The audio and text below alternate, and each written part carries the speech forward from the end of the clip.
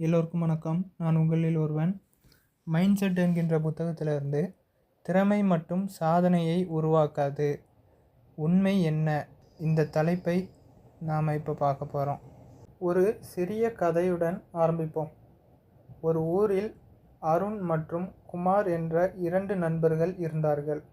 இருவருக்கும் தமிழை கற்றுக்கொள்ள வேண்டும் என்ற ஆசை இருந்தது. அருணுக்கு ஆரம்பத்திலேயே நல்ல நினைவாற்றல் இருந்தது.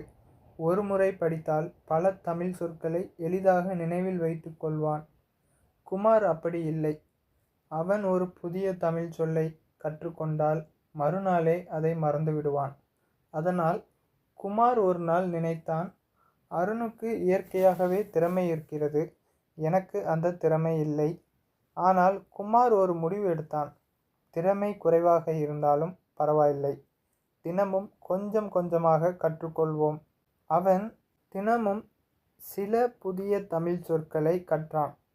தவறு செய்தான், மீண்டும் முயற்சி செய்தான், புரியாதவற்றை தேடி பார்த்தான், பிறர் கூறிய குறைகளை ஏற்றுக்கொண்டு தன்னை திருத்தி கொண்டான்.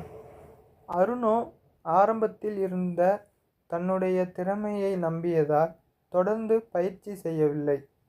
சில மாதங்கள் கழித்து பார்த்தால் குமார் அருணை விட தமிழில் அதிகமாக முன்னேறியிருந்தான்.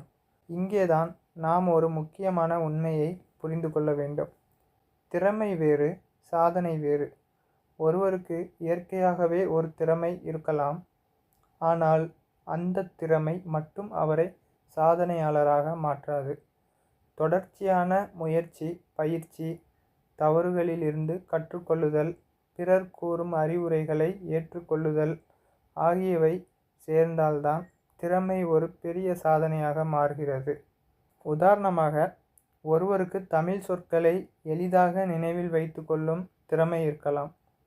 ஆனால் அவர் தொடர்ந்து படிக்கவில்லை என்றால் அந்த திறமை மட்டும் அவரை தமிழில் சிறந்தவராக மாற்றாது. நிலையான மனநிலை கொண்ட ஒருவர், நான் உண்மையிலேயே திறமைசாலியா, இந்த கேள்வியை மனசுக்குள்ளே கேட்பாரு என்று அதிகமாக சிந்திப்பாராம். நிலையான மனநிலை கொண்ட ஒருவர், நான் உண்மையிலேயே திறமைசாலியா என்று அதிகமாக சிந்திப்பார்னு சொல்லியிருக்காங்க. தோல்வி ஏற்பட்டவுடன் எனக்கு இந்த திறமை இல்லை என்று முடிவு செய்து விடலாம். அதனால் கடினமான சொல்களை தவிர்க்க ஆரம்பிக்கலாம். வளர்ச்சி மனநிலை என்ன சொல்கிறது? வளர்ச்சி மனநிலை கொண்ட ஒருவர், என்னால் இன்னும் எவ்வளவு முன்னேற முடியும் என்று கேட்பார். அவருக்கு தோல்வி என்பது தீர்ப்பு அல்ல, தோல்வி கற்றுக்கொள்ளும் வாய்ப்பு. தவறு என்பது முடிவு அல்ல, தவறு அடுத்த முறை சிறப்பாக செய்வதற்கான வாய்ப்பு. முயற்சி ஏன் முக்கியம்? திறமைசாலிக்கு முயற்சி தேவையில்லை என்பது தவறான எண்ணம். முயற்சிதான் திறமையை வளர்க்கும் முக்கியமான வழிகளில் ஒன்று. ஒரு விதைக்குள் மரமாக மாறுவதற்கான வாய்ப்பு இருக்கிறது. ஆனால் விதையை விதைக்காமல் தண்ணீர் ஊற்றாமல் விட்டால் அது பெரிய மரமாக வளராது. அதேபோல் திறமை என்பது தொடக்கம் மட்டுமே, அதை வளர்ப்பது நம்முடைய முயற்சி. சாதனை எப்படி உருவாகிறது? திறமை, முயற்சி, தொடர்ந்து பயிற்சி, தவறுகளிலிருந்து கற்றல், முன்னேற்றம், சாதனை. இந்த மாதிரி தான் சாதனை உருவாகுது. அதனால தான் நான் எவ்வளவு திறமைசாலி என்பதை காட்டிலும் நான் தினமும் எவ்வளவு கற்றுக்கொண்டு முன்னேறுகிறேன் என்பதுதான் முக்கியமான கேள்வி. நினைவில் வைத்து கொள்ள வேண்டிய ஒரு வரி, திறமை என்பது தொடக்கம், தொடர்ந்து கற்றுக்கொண்டு வளர்வதே சாதனை. இன்று உங்களிடம் ஒரு திறமை குறைவாக இருக்கலாம். அதற்காக என்னால் முடியாது என்று முடிவு செய்ய வேண்டியதில்லை.